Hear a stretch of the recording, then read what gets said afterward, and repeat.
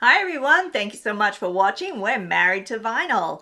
And today we have a micro discography. Yes, it's been a little while. It has been a little minute. We love a nice micro discography. Yeah, what are the rules? We do have rules for Yeah, that. we do have rules. So, real quick, the band can only have one album maximum. That's it. Some people call it a one and done, I guess. You can have singles. Sometimes bands only have singles. Yes. A bunch of singles, and we'll do a micro on them. But the most you can have is one album. Compilations don't count. Mm-hmm. And that's basically it. That is it. Who are we talking about today? Oh, today we are talking about Rich Kid. I'm talking about Rich Kid. This one, maybe more people might know this one than some of the ones we've done. Yeah. But at the same time, I feel like they're not really, almost like they're forgotten, not talked about as much. They're not talked about as much. And, you know, in today's world, we would call this a supergroup. Yes, it would be posthumous. Yeah. Because at the time, they weren't really. Not really. One of the members had already had a bit of a career, but... Yeah, that's true. And had a #1 single with their... We'll get to that. With their first band, but yeah. Other than that... All right, let's kick it off. Who started it, really? Who are the Rich Kids? Well, they were formed in 1977. Yep. By Glenn Matlock, who was famously kicked out of the Sex Pistols. Yes. Because he liked the Beatles? I know. Well, that was one of the reasons. Too good of a musician? I don't know. I don't know. He just didn't gel with Johnny Rotten and McLaren. And McLaren, Yeah. I think he was a little smarter than... he was kind of like, I don't trust McLaren with the money and whatever. Who knows? So yeah, anyway, the early lineup consisted of a guitarist named Steve New, and he actually he tried out. He was like the original guitarist for the Pistols. Yeah. They were in rehearsal stages, and he was only there for a couple weeks, and then Steve Jones was getting better, and they didn't need. He took over as lead guitarist. Yeah, he didn't last very long. They kicked him out as well. Yeah. And then he's done work with Pill. Yeah, and he did some work with Wasted Youth, who we've done a micro on. That's right. And then Rusty Egan was the drummer. Yeah, he was the drummer. And we'll talk about him later. Yeah, and then sort of Mick Jones from The Clash. Yes. But he really only just... did a couple of... He led the band, yeah. There was talk of him becoming the leader. But he had the Clash. Yeah. So that was probably not going to happen. He did some vocals with them for a few gigs. Yes.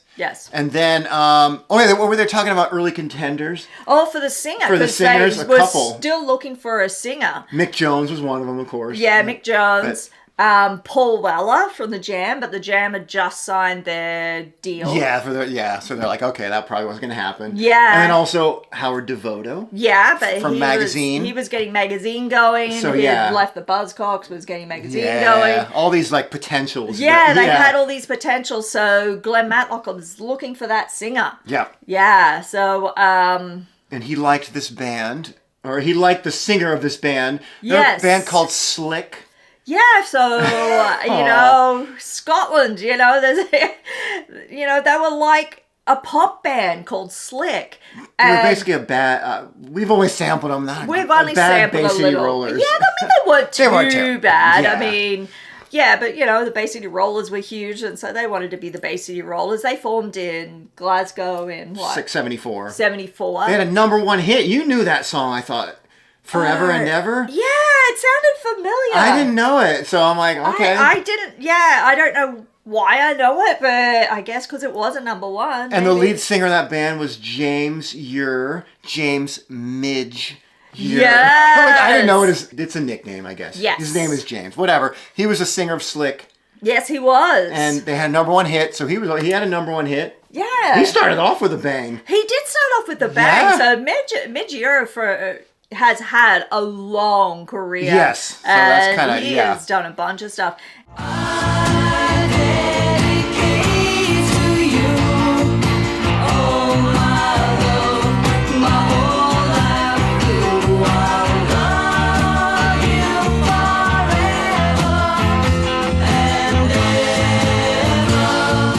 And so, just to totally tear down everything they'd achieved with Slick. Yes, that's true.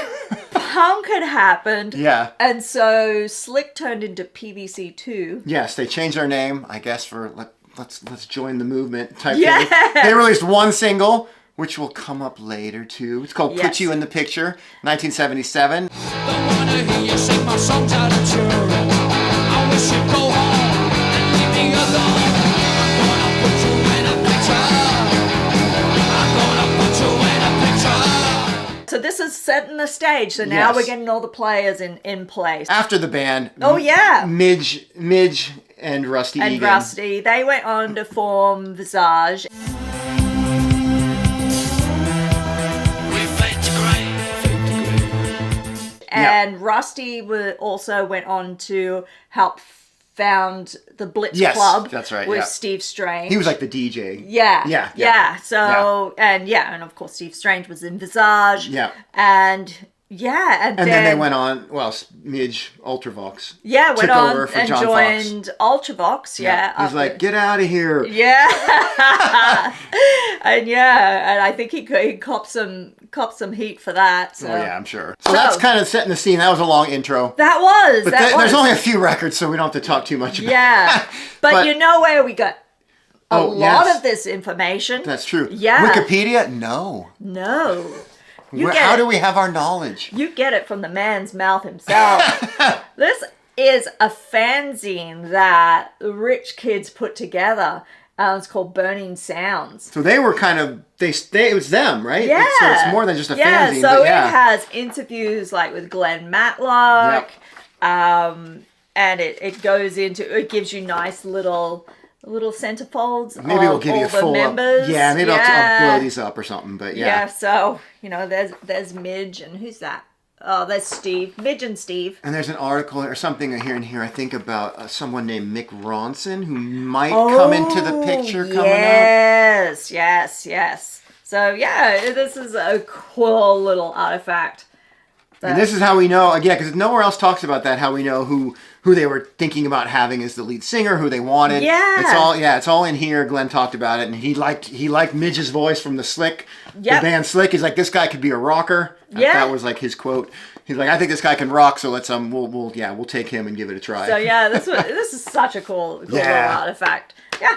And it's called, Burning Sounds, Journal of the Rich. Yep.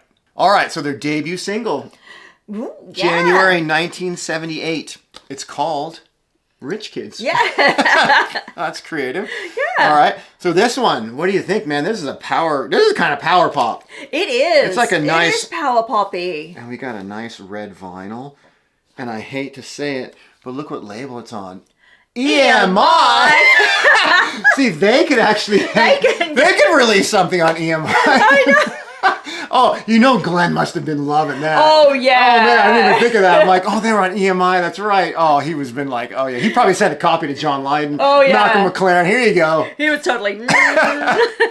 So yeah, that's a nice start. They were trying to get away from the punk, even though there is punk in this. Oh, in this, yeah. you They know. can't get too far away from But this it. one in particular is I'd say is more power pop. I'd say so, yeah. With a bit of an edge, but yeah, it has really, got really those good. power pop riffs and it's really cool. really good. Good start Yeah. though. Much that I care for. But even so, the guys around me, they just stop me, they make things very clear.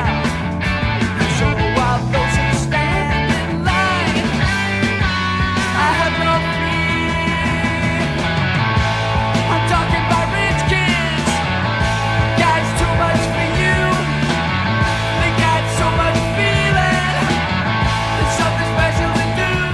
All right. Then in March of 78 is their next single. This is Sounds of Marching Men, or just Marching Men. Marching Men, Yeah. So this is. You want to sing that chorus? Oh, yeah. It has got that rousing chorus. And because it's talking about marching men, it's sort of like that driving It is a beat, bit of a- and yeah. It's got that marching beat that you can.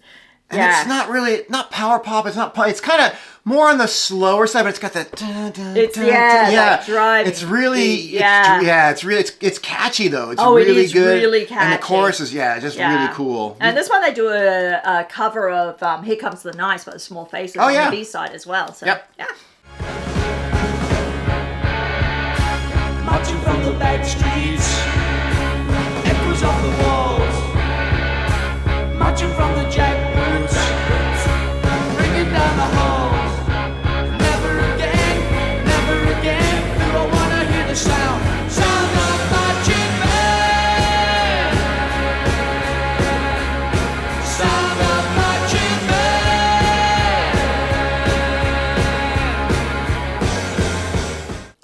third single, and this is our last single.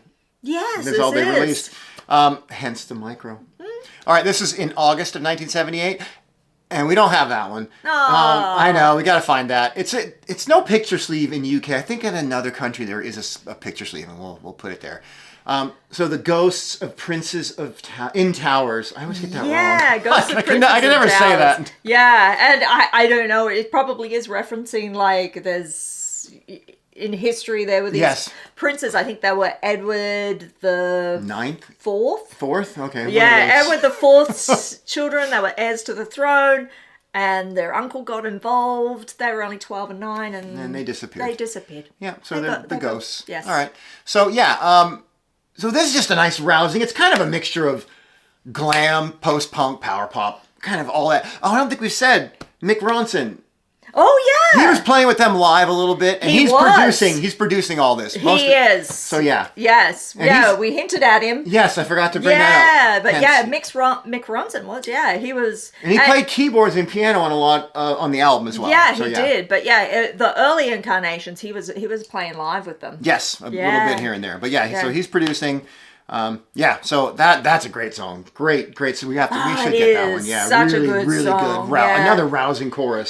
It is. Yeah. Well, Thomas the Imposter, he lived a lie, but admitted that 'cause that was his way. Just like ghosts of princes and towers, such soft boys, and how they're ghosts of princes and towers. All right. So then, still in August '78, the album "Ghosts of Princes in Towers" came out. So this is a Japanese version that we picked up. Yeah, it's a Nobi. It is a Nobi. We're missing the Obi. We did not pick this up in Japan. We No. picked it up here. So as an album, as a solid, it is good. It is really good. It's a mixture of everything that we kind of love. Punk, post-punk, glam, power pop. Yep. And you got Mick Ronson producing. Oh yeah, it is. Yeah, and you got your Japanese insert only. Oh yeah, the Japanese lyrics and then English lyrics. We can get all this in there. Yeah. We can put this in the picture. Put it in the picture. Yes. So yeah, I mean song 1, Strange One. It's kind of dirgy. It is. Just sort of like Midge's vocals sound almost a little muddy. The whole thing is kind of muddy. I agree. Yeah. But it's good. Yeah, it wants to be a glam stomp, almost but a slow. does. Yeah, but it's a good opener for the album. It really is. Yeah. Yeah, it's really not good. quite a call to arms like Fat, but it's like a good. Okay, we're setting. Yeah. We're gonna lull you into a Yeah. There's a sensation burning deep inside, just what it is. I can't find.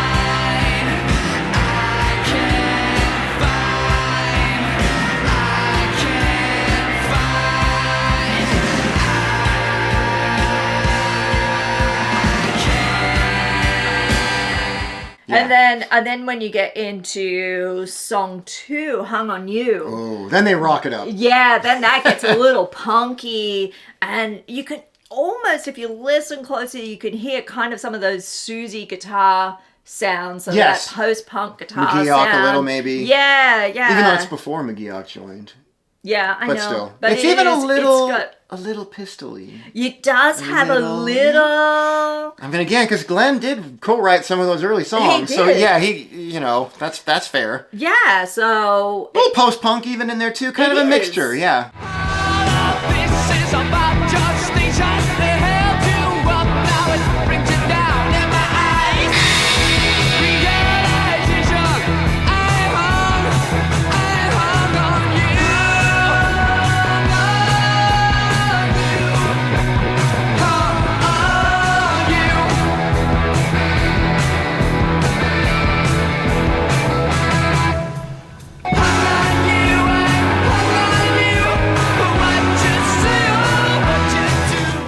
those are two really great songs started off, and then it gets into Ghosts of Princes and Towers. Then the singles and it goes on, and Marching Man is on here.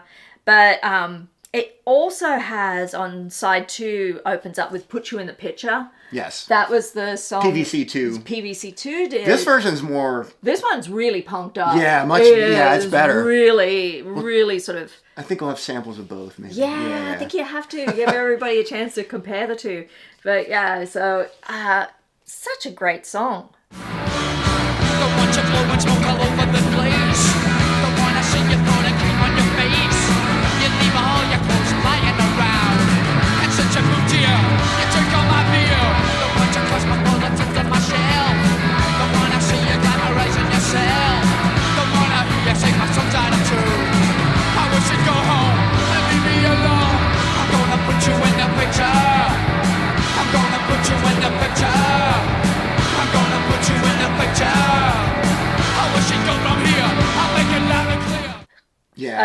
I mean, and the album all round. It's an all-rounder. It really is. It's, again, of all those styles that we kind of love. You know, it's really kind of everything put into one. And it is such a great sort of artifact of its time. Oh, definitely. And of who was involved in it as well. You know, Glenn's involvement with the Pistols and that punk sound from the time, and then you've got Mick Ronson's influence as well. That's awesome. Yeah, so we kind of forgotten about that until we were looking at it and going through. Oh yeah, Mick Ronson. Yeah, totally had forgotten about that. Yeah, and didn't realize he'd played live with them until we started reading. Yes. Yeah. And so, just if you haven't heard it, listen to it or go and try and source a copy. It's good. Yeah. It might be one that maybe more people know. Yeah, but maybe if not, we're late to the party. But I don't know. If you missed it somehow,